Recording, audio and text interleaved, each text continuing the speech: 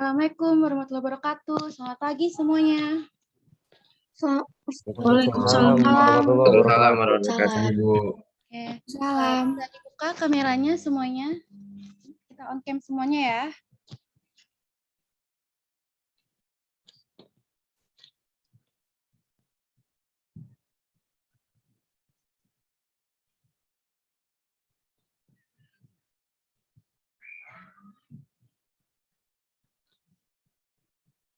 Yuk, yang lainnya dibuka kameranya. Nah, hari ini kita kedatangan Ibu Tuti Sariwulan selaku dosen saya. Anak-anak bisa mengucapkan selamat pagi kepada dosen saya. Selamat pagi, Bu Tuti. Selamat pagi. Assalamualaikum. Assalamualaikum. Adik-adik SMA. Waalaikumsalam.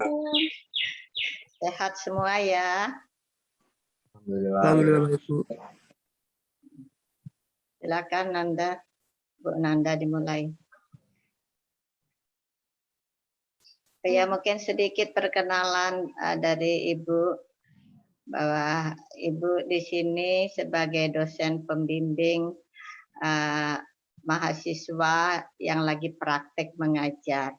Nah, hari ini Ibu akan memonitor bagaimana cara mengajar Ibu Nanda sebagai mahasiswa itu.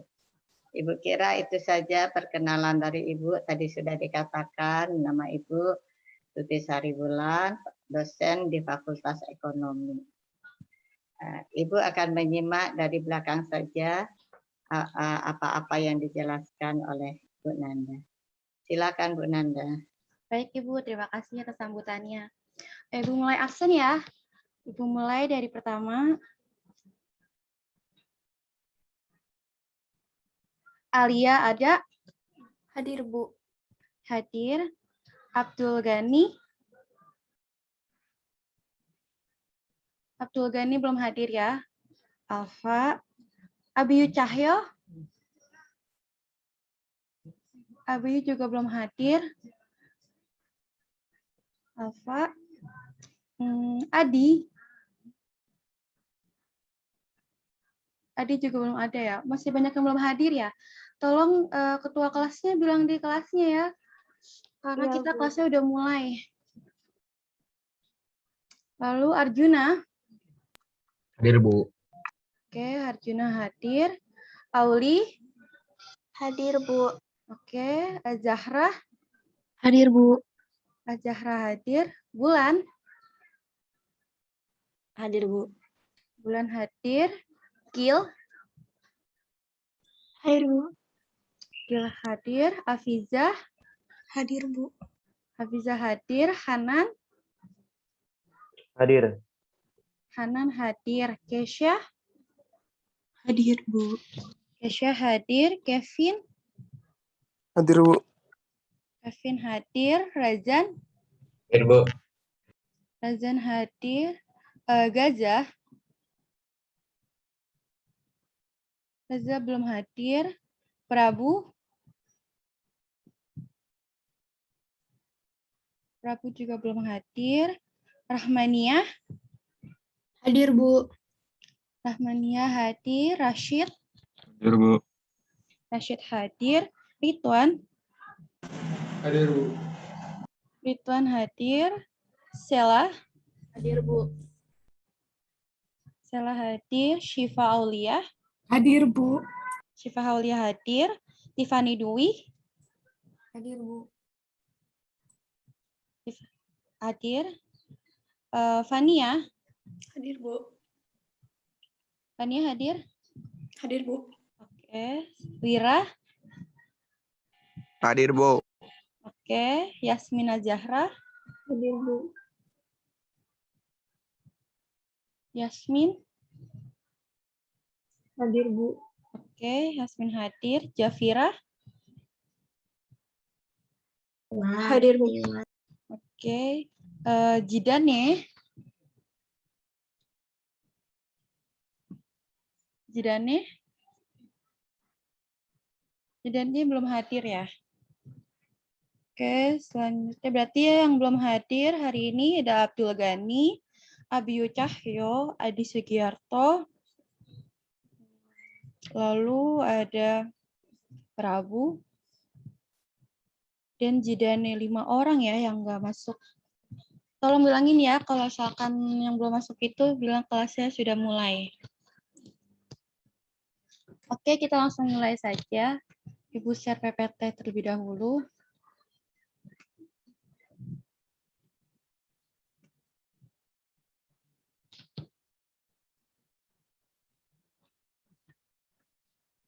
Apakah PowerPoint-nya sudah kelihatan?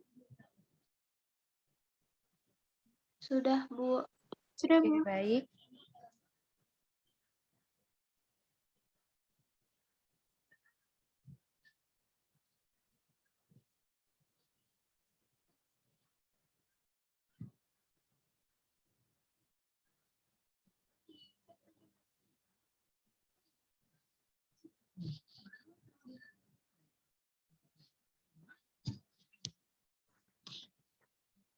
Nah, jadi hari ini kita akan belajar materi tentang inflasi, kebijakan moneter, dan fiskal. Nah, kalau minggu kemarin kita udah belajar tentang tenaga kerjaan. Nah, sekarang kita belajar tentang inflasi. Nah, tujuan pembelajaran dari materi ini ada tentang pengertian inflasinya, terus penyebab inflasinya, lalu mengidentifikasi jenis-jenis inflasinya, terus cara menghitung inflasi, lalu juga ada dampak inflasi dan cara mengatasinya, terus juga ada teori permintaan dan penawaran uang, terus juga ada faktor-faktor yang mempengaruhi permintaan dan penawaran uang, terus juga ada pengertian dan fungsi peran kebijakan moneter, terus ada instrumennya, terus juga ada pengertian dari kebijakan fiskal dan instrumennya. Nah, namun hari ini kita tidak belajar itu semua, kita hanya belajar yang pertama, hari ini kita belajar pengertian inflasinya, terus lalu ada penyebab inflasi, lalu ada jenis-jenis inflasi, lalu cara menghitung inflasinya. Nah, jadi hari ini kita belajar 4 subbab ini. Nah, Ibu ada video, nanti kalian tanggapin videonya setelah video ini berakhir ya. Ditonton baik-baik ya anak-anak.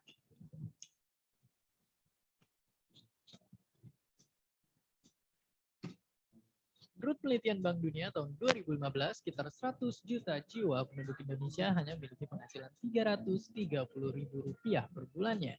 Banyak dari kita bertanya, seperti yang ditanyakan oleh Safina ini, kenapa negara kita tidak mencetak uang sebanyak-banyaknya saja untuk memberantas kemiskinan? Kenapa? Intinya, kita tidak bisa mencetak uang sebanyak-banyaknya karena hal itu bisa mengakibatkan kenaikan harga barang dan penurunan dalam tanda kutip nilai uang itu sendiri, atau yang biasa disebut sebagai inflasi. Bagaimana hal itu dapat terjadi? Pendeknya, dalam suatu pasar, banyaknya jumlah uang yang beredar dan jumlah barang yang dibutuhkan haruslah seimbang. Jika pemerintah mencetak terlalu banyak uang, kita juga akan memiliki lebih banyak uang dan tentunya membuat kemampuan membeli barang semakin tinggi. Akibatnya, jumlah barang yang ingin kita beli berkurang dan harganya pun juga ikut menyesuaikan. Hal tersebut tidak mengubah apa-apa, kecuali menurunkan dalam tanda kutip nilai uang itu sendiri. Sehingga nilainya semakin lama semakin tidak berharga karena jumlahnya yang terlalu banyak. Faktanya cukup banyak negara di dunia ini pernah mengalami inflasi parah akibat mencetak uang yang terlalu berlebihan. Salah satunya adalah negara Jerman setelah kalah pada Perang Dunia Pertama dan harus membayar kerugian perang. Saking tidak berharganya, uang di sana dipakai untuk mainan, menyalakan api kompor, hingga jadi penghias dinding di rumah. Kemudian selain itu ada juga negara Zimbabwe, di mana harga telur di sana bisa mencapai angka miliaran dolar Zimbabwe. Sangat fantastis. Dan tak ketinggalan juga negara Hungaria setelah Perang Dunia Kedua yang pernah memiliki kertas uang yang bernilai nominal 1 miliar triliun menjadikannya inflasi terparah sepanjang sejarah. Jadi semoga video ini bisa menyadarkan diri kita sendiri untuk tidak mencoba mencetak uang. Karena tidak hanya membuat terjadinya inflasi, mencetak uang juga melanggar hukum, membuat tinta pintar kita habis, dan membuat kita masuk penjara. Dan seperti biasa, terima kasih.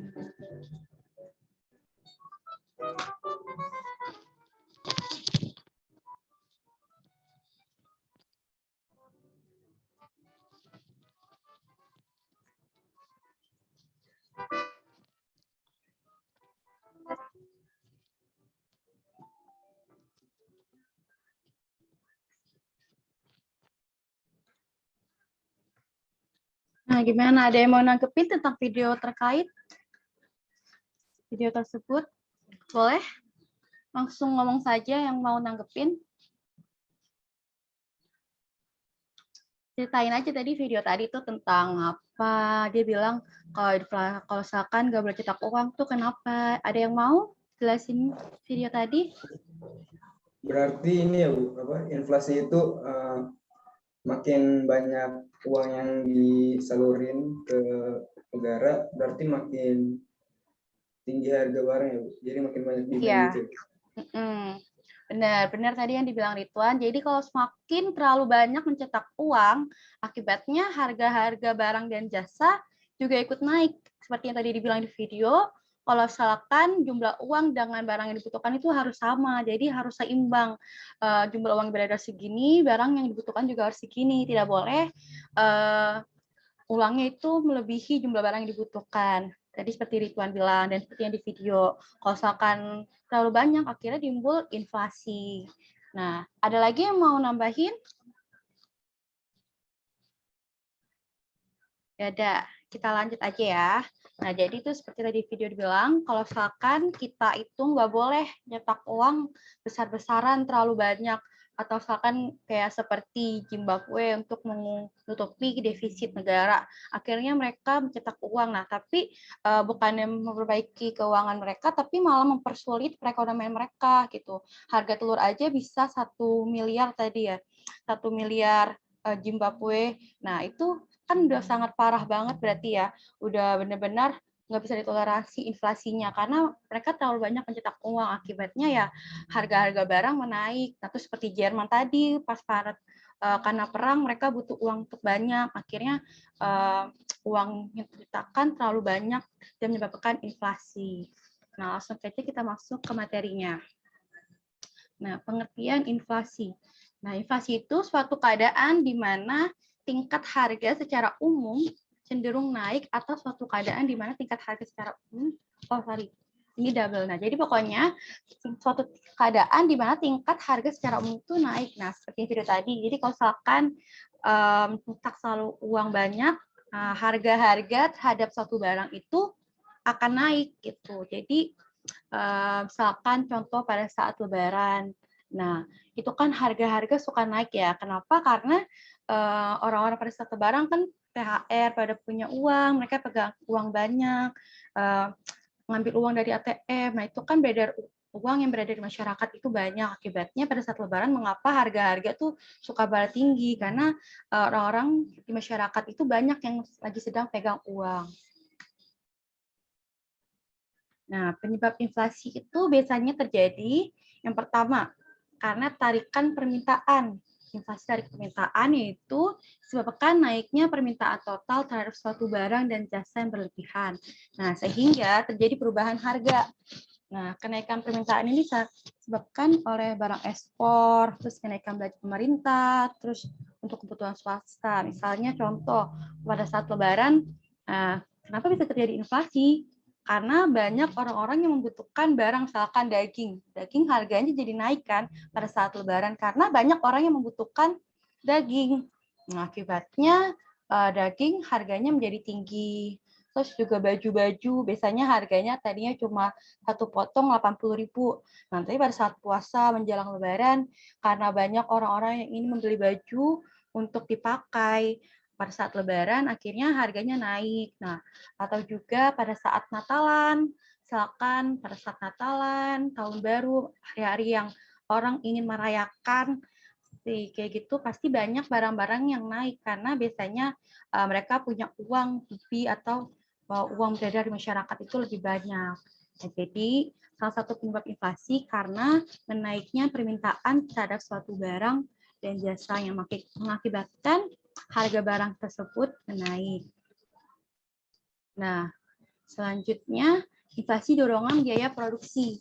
Nah, maksudnya biaya produksi itu meningkatnya biaya produksi yang disebabkan oleh kenaikan harga bahan-bahan baku seperti harga bahan bakar hingga upah buruh. Nah, biasanya kalau misalkan kalian suka dengar harga cabai lagi tinggi. Nah, biasanya restoran-restoran yang menggunakan cabai, kayak misalkan kan ketoprak butuh cabai untuk ngulek sambal kacangnya, terus misalkan kayak ayam geprek butuh cabai yang banyak. Nah, biasanya restoran-restoran kalau misalkan lagi tinggi harga cabainya, mereka akan menaikkan menu makanannya. Nah, akibatnya makanan tersebut harganya tinggi. Nah, atau juga kan dibilang hingga upah buruh. Nah, upah-upah pegawainya, misalkan pemerintah habis menaikkan gaji karyawan sesuai peraturan pemerintah. Nah, biasanya itu ada kenaikan juga terhadap barang-barang yang mereka jual karena kan biaya produksinya nambah, otomatis mereka ingin menjual harganya lebih tinggi lagi supaya mendapatkan keuntungan yang sama seperti sebelumnya. Nah, jadi salah satu penyebabnya itu meningkatnya biaya produksi. Nah, selanjutnya yang ketiga, meningkatnya jumlah uang yang beredar dalam masyarakat. Nah, penyebab inflasi ini terjadi karena uang yang beredar di masyarakat tuh lebih banyak dibanding yang dibutuhkan. Ketika jumlah barang tetap, sedangkan uang yang beredar itu 2 kali lipat. Nah, maka kenaikan harganya itu bisa 100%. Nah, seperti yang dijelaskan di video tadi. Nah, kalau misalkan jumlah uang beredar itu lebih banyak daripada barang yang dibutuhkan, ya maka harga-harga itu bisa naik 2 kali lipat hingga 100%. Nah, jadi kalau misalkan apa suka banyak tuh ya orang-orang yang kenapa sih Indonesia tuh nggak cetak uang aja untuk melunasi hutang-hutang negara, untuk memberantas kemiskinan ya. Ini salah satunya, nggak bisa sembarang untuk mencetak uang. Mencetak uang pun kita juga harus beli bahan-bahannya. Bahan-bahan untuk uang, bahan-bahan uang pun juga itu mahal. Jadi banyak yang harus dikorbankan, banyak yang harus dipikirkan untuk mencetak uang sebanyak mungkin. Makanya terkadang kalau misalkan Indonesia ingin mencetak uang baru, seperti kayak kemarin uang baru kan muncul ya. Nah, itu dikhawatirkan terjadinya inflasi karena ya takutnya uang yang berada di masyarakat itu semakin banyak, semakin menyebabkan inflasi. Makanya para masyarakat yang mengerti hal ini sangat pasti memikirkan, oh Indonesia melakukan uang baru pada saat pandemi seperti ini, takutnya malah menambah inflasi seperti itu. Sampai sini ada yang mau tanyakan? Lanjut, Kak. Oke. Kita lanjut ya. Nah, jenis-jenis inflasi. Nah, jenis-jenis inflasi itu yang pertama berdasarkan tingkat keparahannya ya. Nah, tingkat keparahannya ini ada 4. Nah, pertama inflasi ringan. Nah, inflasi ini yang begitu mudah dikendalikan dan begitu belum mengganggu perekonomian karena masih terjadi di bawah 10% per tahun dan dapat masih bisa dikendalikan. Jadi kalau ringan ini di bawah 10% per tahun itu masih bisa dikendalikan dan masih dibilang ringan. Nah, lalu yang sedang ini dapat menurunkan tingkat kesejahteraan masyarakat berpenghasilan tetap, namun masih belum bisa membahayakan aktivitas perekonomian. Nah, inflasi ini biasanya berada di sekitar 10-30% per tahun. Nah, selanjutnya inflasi berat. Nah, inflasi berat yang mengakibatkan kekacauan perekonomian di suatu negara. Pada kondisi ini, umumnya masyarakat lebih memilih menyimpan barang dan tidak mau menabung karena hubungannya jauh lebih rendah ketimbang nilai inflasi. Jadi biasanya orang-orang ini udah mulai nggak mau ngebelanjain uangnya, lebih baik ditabung karena udah kacau banget di perekonomian negara. Jadi biasanya tuh sekitar 30-100% per tahun. Nah, selanjutnya ini yang inflasi sangat berat, udah hyperinflation, udah benar-benar yang berat banget, sangat berat. Nah, ini tuh udah bisa mengacaukan perekonomian suatu negara dan sangat sulit untuk dikendalikan. Jadi udah benar-benar gak bisa dikendalikan lagi. Nah, jadi walaupun pakai kebijakan moneter dan fiskal pun juga ini inflasinya udah sangat-sangat sulit. Nah, biasanya tuh sekitar 100%, bayangin aja gitu. Udah 100%, makanya susah banget untuk dikendalikan. Nah, selanjutnya, tadi kan berdasarkan tingkat keparahannya. Nah, ini berdasarkan sumbernya. Jadi jenis-jenis inflasi berdasarkan sumbernya itu ada 2. Nah, dari dalam negeri dan dari luar negeri. Nah, kalau misalkan dari dalam negeri itu, karena pencetakan uang baru dan adanya kebijakan anggaran defisit. Nah, jadi cetakan uang baru itu kan dari dalam negeri. Makanya penyetakan uang baru itu bisa menyebabkan yang namanya inflasi. Terus juga kebijakan anggaran defisit. Jadi kalau misalkan Indonesia punya kebijakan anggaran defisit, itu hati-hati karena bisa menyebabkan yang namanya inflasi. Nah, terus kalau misalkan inflasi dari luar negeri, itu yang bersumber dari luar negeri. Nah, misalkan negara-negara yang melakukan perdagangan bebas di mana ada kenaikan harga di luar negeri. Nah, itu biasanya negara-negara mengimpor barang. Misalkan pada saat awal-awal COVID, Cina itu kan pertama kali ya. Nah, itu harga bawang bombay, karena Indonesia banyak mengimpor bawang bombay dari Cina. Nah, pada saat awal COVID, itu harga bawang bombay itu naik di Indonesia. Nah, itu kita bisa terkena dampaknya. Gitu. Jadi, kalau misalkan kita melakukan suatu barang dari suatu negara yang sedang terkena perekonomiannya tidak stabil, tidak lagi inflasi, nah kita bisa terkena dampaknya karena kita mengimpor barang dari negara tersebut, harganya ya ditentuin dari negara tersebut. Jadi negara yang sedang inflasi akan berdampak kepada negara yang sedang mengimpor. Gitu. Nah, selanjutnya kan tadi kan pada jenis inflasi yang keparahannya ada jenis inflasi ringan 10%. Nah, itu cara ngitungnya gimana, Bu? Supaya tahu 10%, 30%-nya. Nah, cara menghitungnya ada di sini. Nih, kita akan belajar cara menghitung inflasi. Nah, cara menghitung inflasi yaitu inflasi sama dengan IHKN dikurang IHKN kurang 1 dibagi IHKN kurang 1 kali 100%. Nah, IHKN ini merupakan indeks harga konsumen tahun dasar. Nah, terus IHK N kurang 1, indeks harga konsumen tahun sebelumnya. Jadi misalkan IHK 2018, terus IHK 2019. Nah, berarti IHK 2018-nya itu merupakan yang N kurang 1. Jadi tahun sebelumnya. Disuruh cari tahun 2019. Nah, berarti IHK tahun sebelumnya itu tahun 2018. Nah, kalau misalkan bingung, kita langsung aja lihat ke contoh soal ya. Sudah kelihatan. Langsung aja nih ya, kita lihat. Nah, jadi contoh soal.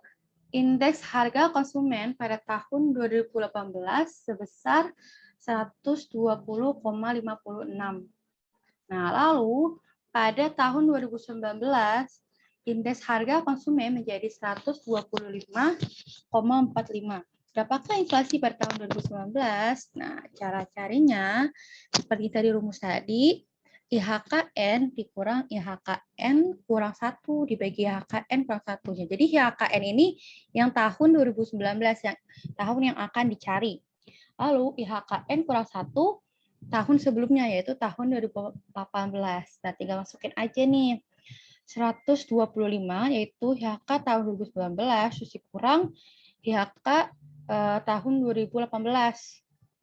Nah, terus dibagi 125,56 yaitu IHK tahun 2018.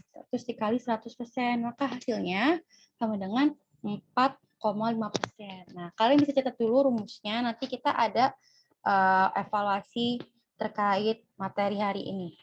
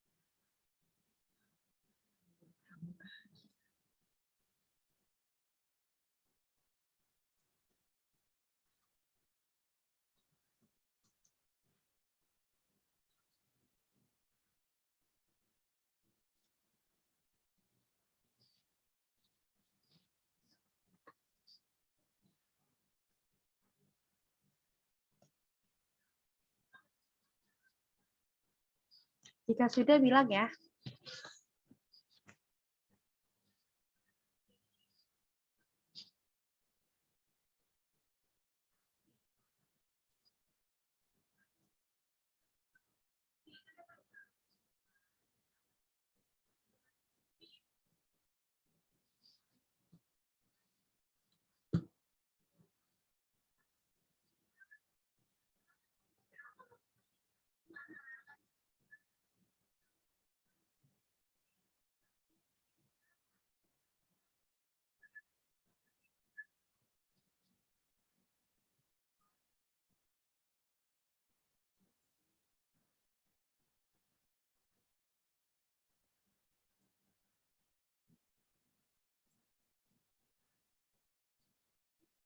Sudah?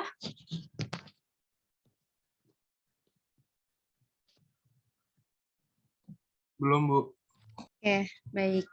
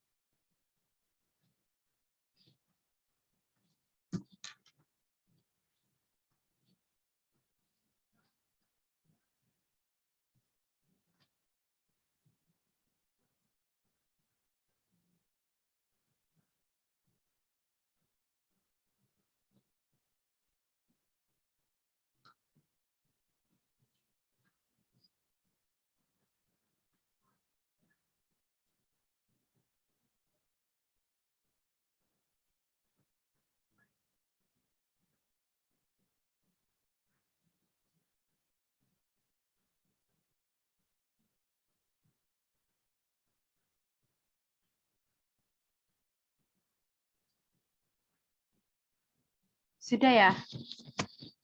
Udah, Bu. Oke, nah jadi dia kan 4,5%. Nah, dia termasuk inflasi apa nih?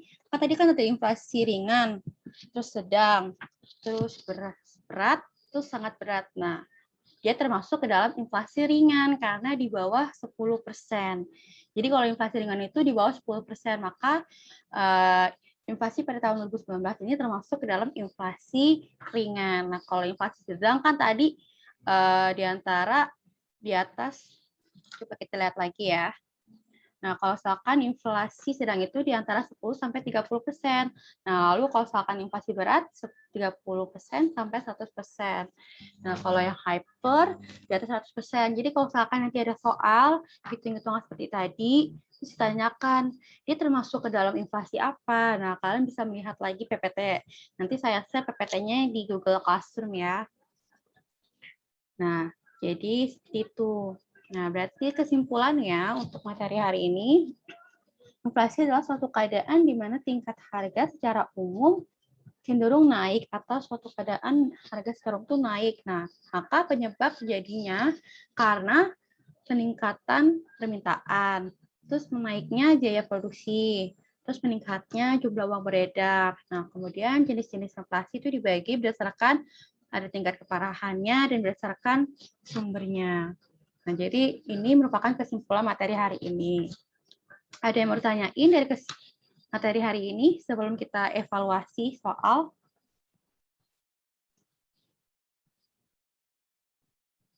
Tidak ada? Tidak, Bu.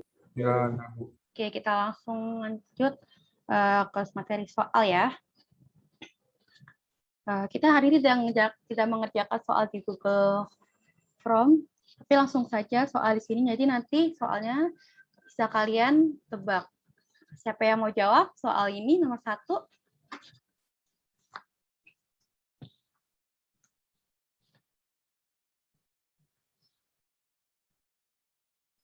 Inflasi adalah titik-titik. Ayo, ada yang mau jawab? Kayak apa suatu keadaan perekonomian di negara kayak terus terjadi kecenderungan kenaikan harga-harga barang dan jasa. Ya, Secara benar. umum. Nah, yang ini pilihan yang ini ada di A, B, C, D, E, ada di mana? Yang tadi kamu bilang. Oke, nah Yasmin bilang E. Nah, tadi jawaban Ali juga benar. Nah, Yasmin bilang E. Kita lihat jawabannya benar. Ya, jawabannya E. Jadi inflasi adalah suatu keadaan di mana tingkat harga secara umum atau price level naik secara terus-menerus. Jadi jawaban Yasmin benar E. Dan Alia juga tadi menjelaskan secara pendapat dia itu juga benar. Nah, kita langsung lanjut ke soal selanjutnya. Nah, ini ada kurva. Nah, tadi kan tadi itu ada kurva kan di penjelasan saya sebelumnya. Nah, kalau misalkan ini jawabannya apa?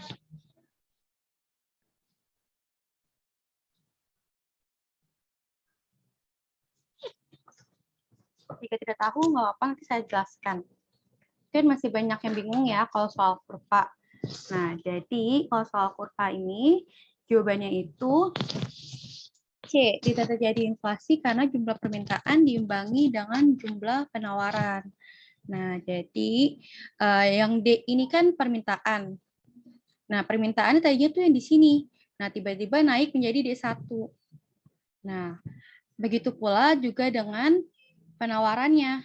Nah, penawarannya tadi di sini, namun juga naik menjadi S1 di sini. Nah, karena mereka sama-sama menaik, jadi mereka sama-sama seimbang, kecuali yang naik itu hanya D-nya saja. S-nya tidak ada S1-nya, cuma ada S saja. Nah, itu baru terjadi yang namanya inflasi. Tapi kalau misalkan dua-duanya menaik, berubah, maka tidak terjadi inflasi karena permintaan diimbangi dengan jumlah penawaran. Jadi permintaan menaik juga diimbangi dengan jumlah penawaran yang menaik. Seperti itu. Sampai sini paham? Paham, Bu. Paham ya? Nah, kita lihat lagi yang nomor 3 selanjutnya. Nah, ini seperti yang tadi saya bilang. Kalau misalkan ini kan terjadi inflasi. Nah, ini terjadi inflasinya karena apa? Tadi D itu saya bilang apa? Permintaan. Iya, permintaan. Nah, berarti jawaban nomor 3 ini disebabkan oleh kenaikan yang nomor apa? Yang pilihan apa jawabannya? Kenaikan permintaan barang dan jasa. Iya, jadi benar jawabannya. Tadi siapa yang jawab? Rahmania, Bu. Rahmania. Oke. Nah, jadi jawabannya itu B, kenaikan permintaan barang dan jasa. Karena yang berubah itu si D-nya dari D di sini, terus menjadi D1, yaitu jadi permintaannya menaik gitu ya kan. Maka disebabkan oleh kenaikan permintaan barang dan jasa. Nah, nomor 4, dari pernyataan di atas, manakah yang menjadi penyebab terjadinya inflasi? Jawab. Yang B, Bu, kayaknya. Yang B, coba kita lihat ya.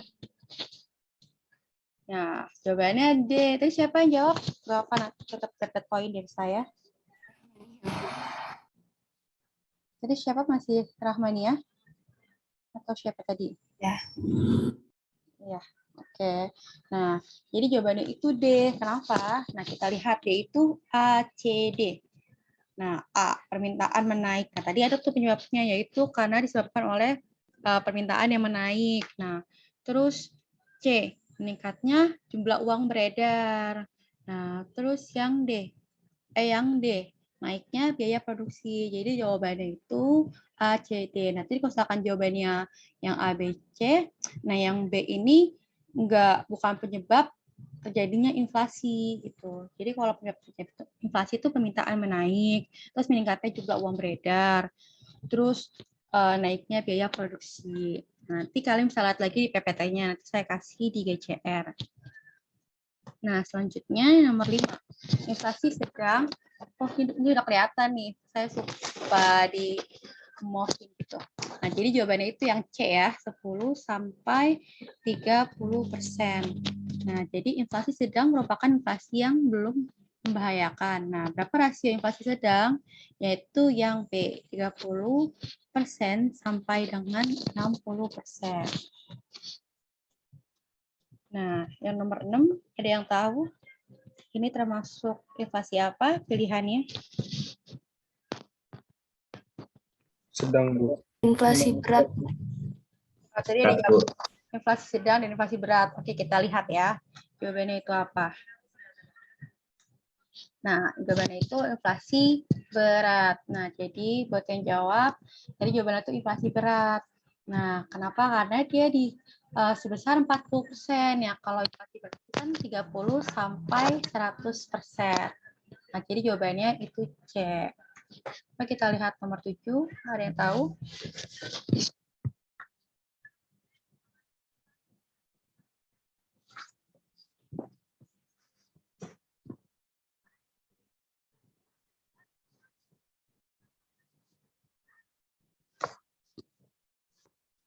Gak ada yang tahu. Bu, biaya produksi menurun bukan, Bu?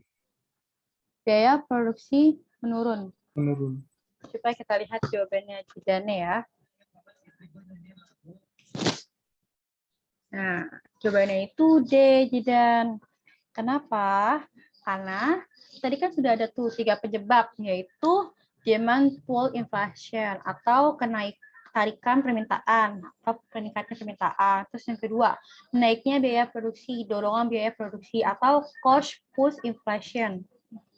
Terus soal yang ketiga, meningkatnya jumlah uang beredar. Nah, jadi yang termasuk ke dalam penyebabnya itu oleh kenaikan biaya produksi, kan namanya juga kenaikan biaya produksi. Nah, kenaikan biaya bahan baku, maka jawabannya itu cost push inflation. Nah, kalau biaya produksi menurun itu tidak nyambung dengan soal, karena kan dibilang kenaikan. Nah, di sini sedangkan biaya produksi menurun, maka jawabannya itu yang benar D. Seperti itu ya, tidak apa-apa. Jadi kita lebih banyak seperti soal lagi. Selanjutnya nomor 8. Nomor 8 ini indeks harga per tahun 2014 sebesar 110 dan indeks harga tahun 2015 sebesar 112. Nah, maka berapa inflasi tahun 2015? Nah, coba dihitung terlebih dahulu. Ada yang bisa jawab? Kita hitung dulu.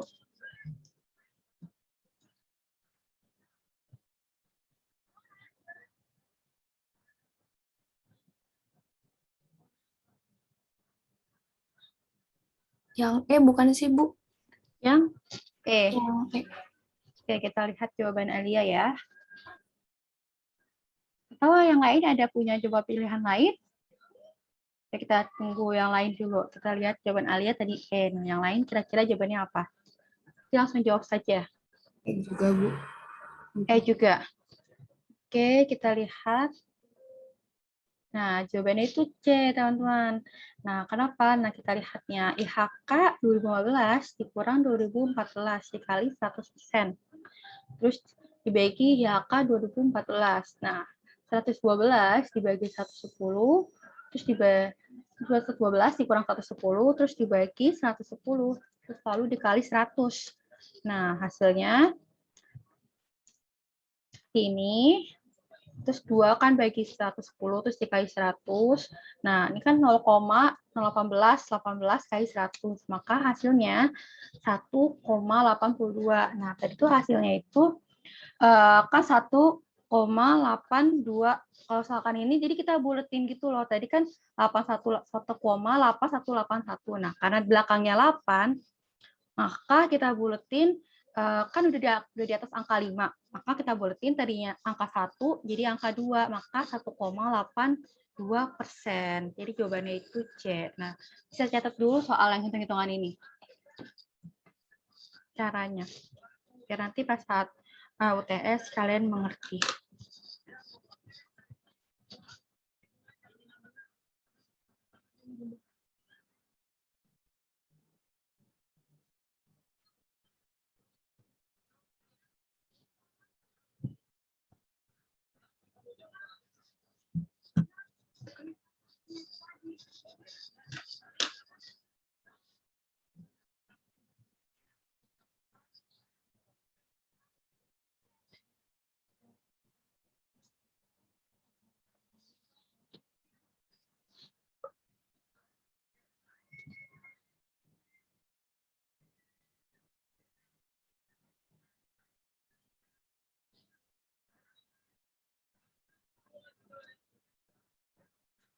Sudah?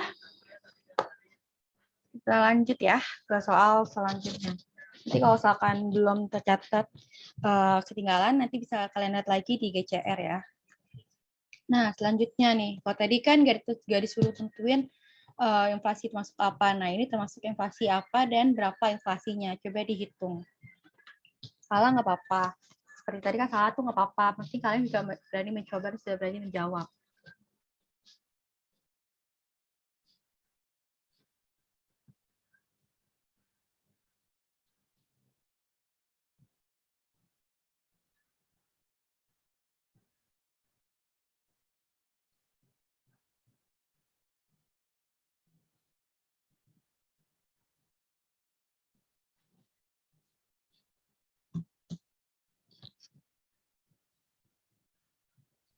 Bukan, Bu. Berapa? Tadi siapa?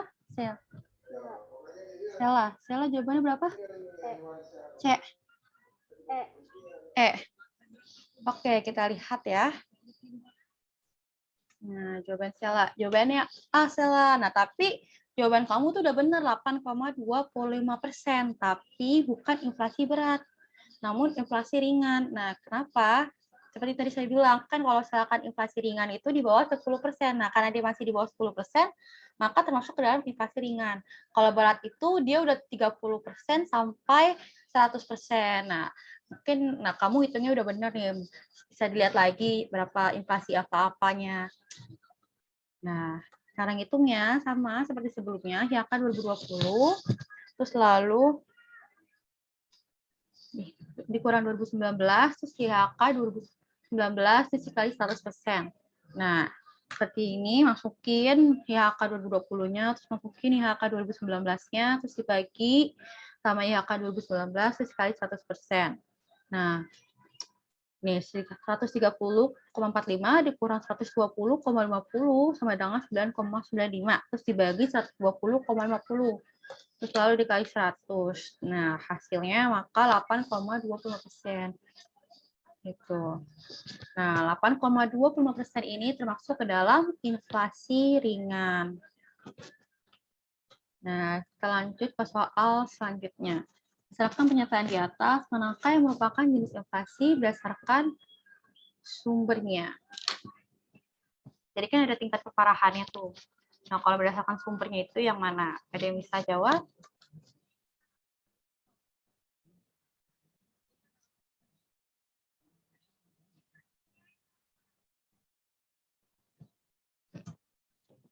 Yang C bukan 145. C. Oke, jawaban Ridwan C. Coba kita lihat. Nah, jawabannya itu B, Ridwan. Kenapa? Karena tadi kan kalau yang kamu jawabannya itu C kan 145, permintaan menaik. Nah, terus permintaan menaik itu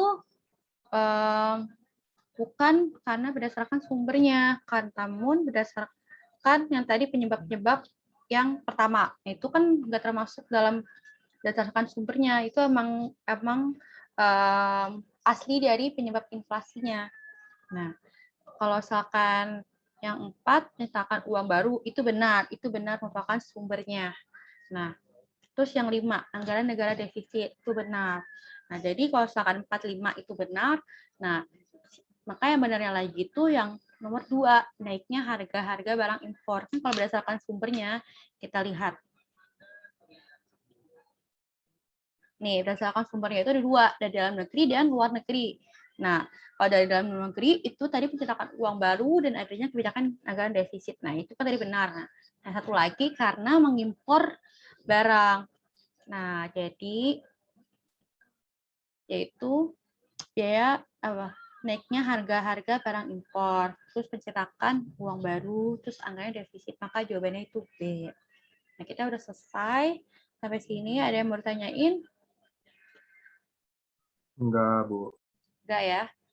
Nah, berarti hari ini tadi yang belum ke absen itu ada, saya lihat lagi. Jadi berarti Jidan udah masuk ya? Sudah, Bu. Jadi kalian bisa lihat PPT-nya lagi di Google Classroom ya. Saya kirim. Lalu Gani udah masuk? Gani nggak ada ya, berarti Gani alpha. Abiyu juga alpha. Adi juga alpha. Tolong buat yang kemarin remedial, tolong selesaikan. Apalagi yang kemarin menyontek mengambil foto punya temannya. Dari 3 orang, cuma 1 yang hanya mengumpulkan dan cuma 1 yang meminta maaf. 2 lagi saya tunggu ya nanti. Nah, Gaza udah ada ya tadi Gaza? Hadir, Bu. Oke, Prabu? Prabu nggak ada, berarti alfa. Berarti hari ini yang alfa. Hadir Kak. Oh, Prabu hadir. Oke. Ada. Oke. Berarti cuma 3 orang tadi aja ya, Abiyu, Gani, sama Adi yang nggak masuk hari ini. Oke, bisa dibuka dulu kameranya, kita mau screenshot, habis itu selesai.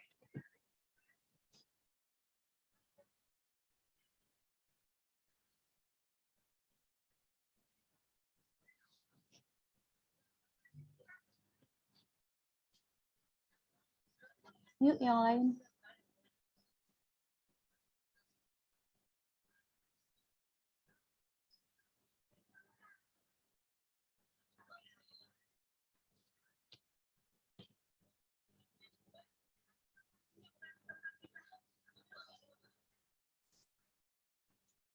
Yang lain nggak, kalau nggak buka kamera nggak kehitung absen ya.